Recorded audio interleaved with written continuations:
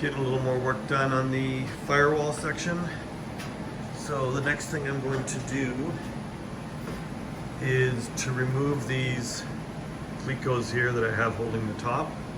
And there is a little bit of the top edge still rolled over where those are attached into. So I'll scribe a line across here and then I'll cut through that with a thin zip disc and then try and get those tacked together. So I'll pull that off and then show you the progress after. So I've got this cut away now. I put one tack in the center because when I cut this, this panel had a bit of spring in it, so it kind of opened up just a touch. So I've gone along and I've pried the top one out. Just like that, and push the bottom one in at the same time, just to make sure that they're lined up perfectly. So I've gone across the whole piece, and I'll just make adjustments as I go, and make sure this is pulled down, like that. And I'll go along and get a tack, in the middle and on each end, and then I'll fill those in, and then check all the fitment in between, adjust as needed, and then fill in between. Okay, I've put a bunch of tacks across there. And like I said, I started in the middle, did one in the center, one on each end. I have this little divot here. I'm gonna see if I can work this into that and kind of blend the two together.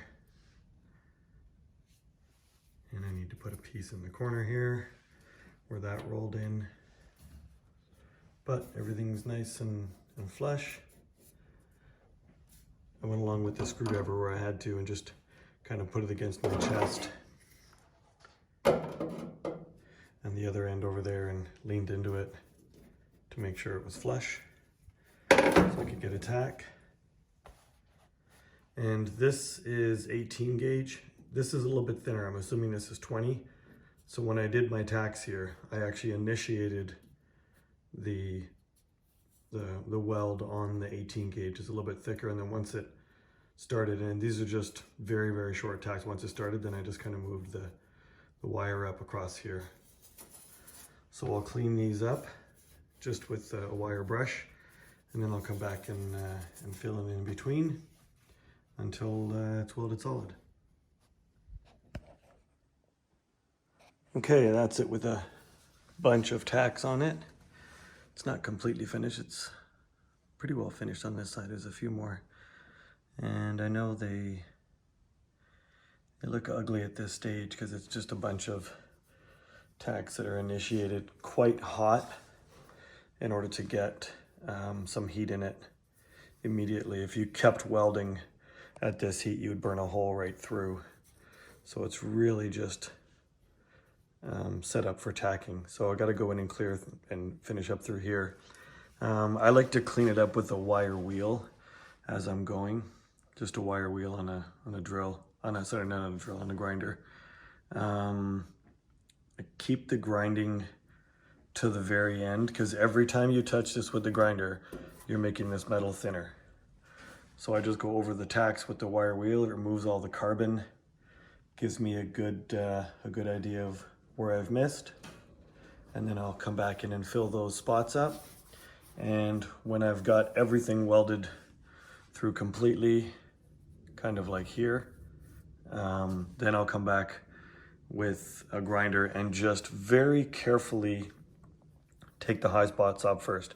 You don't want to touch this material or the cowl material, any of the flat sections that are to remain. You don't want to touch any of those. So you want to take just the top off and work down there slowly, letting it cool.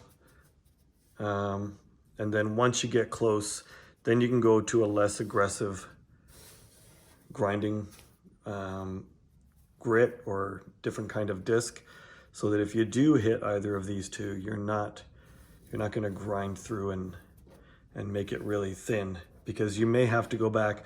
Once you clean this back, you might find spots that have opened up where you got porosity in the weld or that you've missed, and then you'll have to go back and weld those. And if you start grinding on either of these two, you're going to blow right through.